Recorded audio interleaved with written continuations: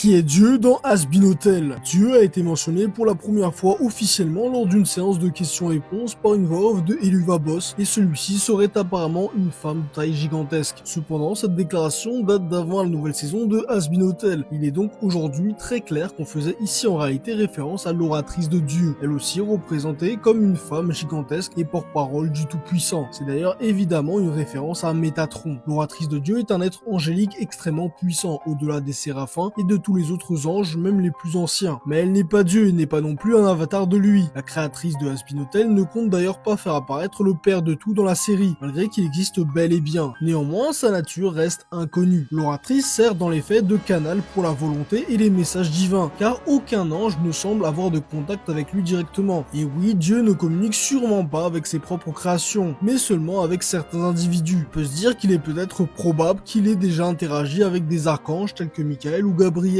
si ceux-ci sont amenés à apparaître dans la série. Dû à sa qualité divine, on se doute que Dieu est celui qui a créé le paradis et la terre, ainsi que les autres royaumes et le système où se trouvent des concepts tels que la rédemption, qui échappent totalement au contrôle des anges. Dans Eluva Boss, il existe une citation attribuée à Dieu affirmant qu'il faut s'entourer d'amis qui vous élèvent et se débarrasser des losers, dont on ne peut rien tirer, un propos pouvant désigner les pécheurs en tant que losers et ceux destinés à aller au paradis en tant que winners. Enfin, Dieu semble être une force omniprésente dans l'Elaverse, mais incompréhensible pour tous, même ses plus proches créations. Mais sa présence lointaine permet aussi à tous de conserver leur libre arbitre et les signes qu'il transmet doivent être déchiffrés.